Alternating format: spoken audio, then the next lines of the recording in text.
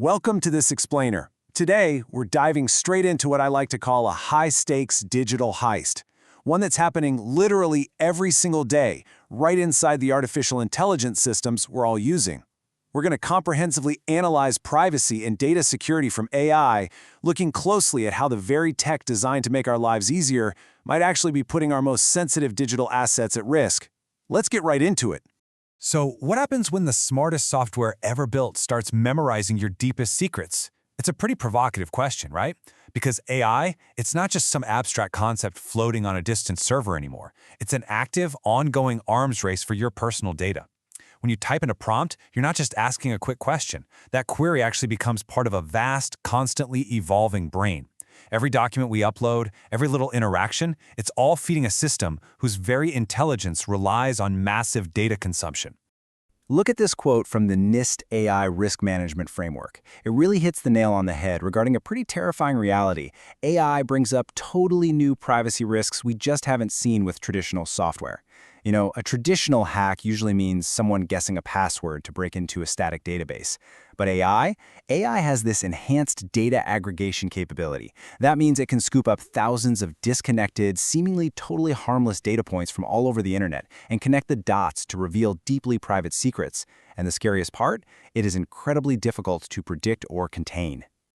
Section 1. The AI Privacy Paradox. Just look at the sheer scale of this battlefield. On one side, you've got this massive ecosystem of vulnerabilities, and on the other, an intricate web of cryptographic shields trying to protect us. And here's the thing, these battles aren't just happening at the very end when you're chatting with an AI.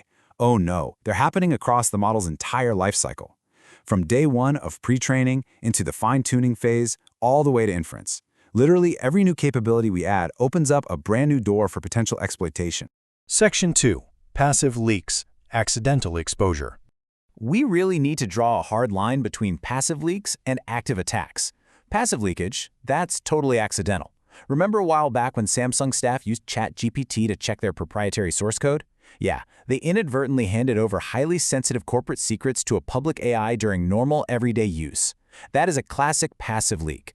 Active attacks, on the other hand, well, those require a deliberate adversary, a hacker, actively probing and trying to break the model open.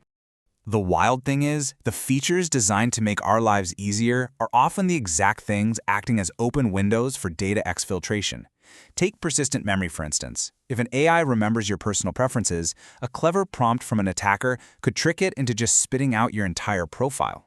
Or what about insecure tool usage? Hackers can actually disguise malicious servers as totally normal tools, like a harmless weather app plugin, and use them as Trojan horses. They could secretly drain data, like your bank balance, while the AI is just trying to calculate a response. Even the AI's hidden thinking steps, its reasoning traces, can accidentally leak your private medical conditions before it even gives you its final answer. Crazy, right? Section 3. Active attacks. The break-ins. So what exactly is a membership inference attack? Basically, this is where hackers probe the model to figure out if you, specifically you, were part of its training data set. And how do they do that? By analyzing the AI's confidence levels. See, if the AI answers a highly specific question about you with lightning speed and just absolute extreme certainty, the attacker knows without a shadow of a doubt that your personal data is baked right into that system. Now you might be wondering, so what? Why does just being in a data set even matter? Well, because context is everything. Imagine an attacker proves your data was used to train an AI that was built exclusively from a highly sensitive medical trial. Boom. Your health privacy is instantly breached just by knowing you're in there. On the commercial side, this exact mechanism is what's driving massive lawsuits right now. It's exactly how the New York Times is trying to prove OpenAI secretly ingested their copyrighted articles without permission. Okay, if that wasn't bad enough, a model inversion attack is even scarier. In this scenario, attackers don't just want to know if you're in the dataset. They actually use the AI's own outputs to reverse engineer and perfectly reconstruct your raw data from scratch. They use adversarial networks, which is basically pitting two AIs against each other in a cage match, to guess, test, and refine over and over again. They keep at it until they pull the exact original file right out of the system's memory. The results of a successful model inversion are absolutely catastrophic. If a hacker pulls this off, they can basically turn an algorithm inside out. I mean, they can literally recreate an exact pixel-perfect image of your face from a biometric security model. Or they could pull your private credit history line by line straight out of a financial AI. They are systematically tearing the AI apart to steal the gold hidden inside. Section 4. The technical shields. Thankfully, developers are fighting back. Normally, your data gets vacuumed up into some vulnerable central cloud somewhere. But federated learning completely flips the script. Instead of sending your data to the AI, the global AI model is sent directly down to your phone or your laptop. It learns from your habits locally right there on your device. And then, it only sends mathematical updates, never your raw data, back to the central headquarters. So the AI gets smarter for everyone, but your personal secrets, they never actually leave your pocket. It's brilliant. Another massive hero in this story is differential privacy, or DP. Imagine you're taking a highly sensitive survey, but before you answer, you're told to flip a coin and lie if it lands on heads. The overall statistics for the survey researchers remain perfectly accurate, but nobody can ever prove if your specific answer was true or just a coin flip. Differential privacy injects this exact kind of mathematical noise into the AI. It creates this brilliant statistical smokescreen that makes it virtually impossible for an attacker to isolate your individual data. Okay, it is definitely time to shatter a massive privacy myth, the idea of de-identification.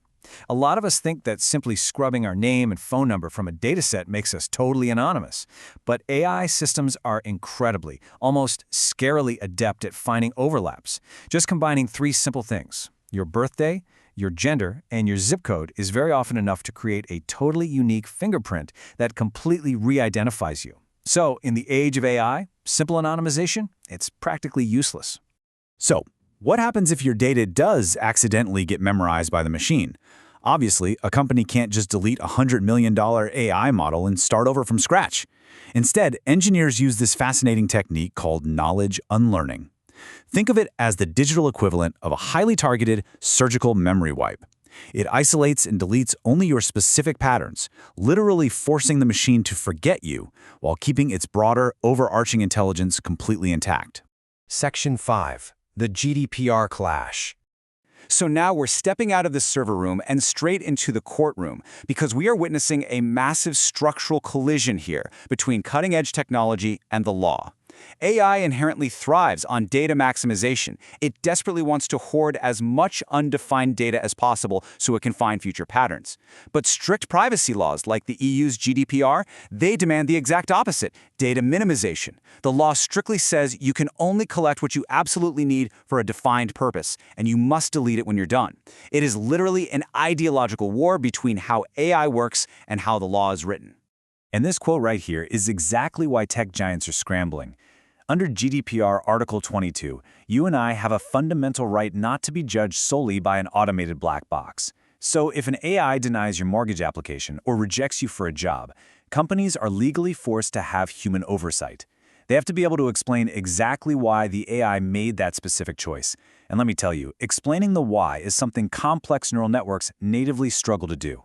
Section 6. The trustworthy AI era.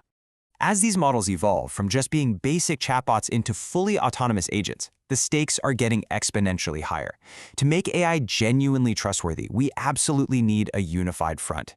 We're talking about minimizing sensitive data collection up front, before the AI even sees it.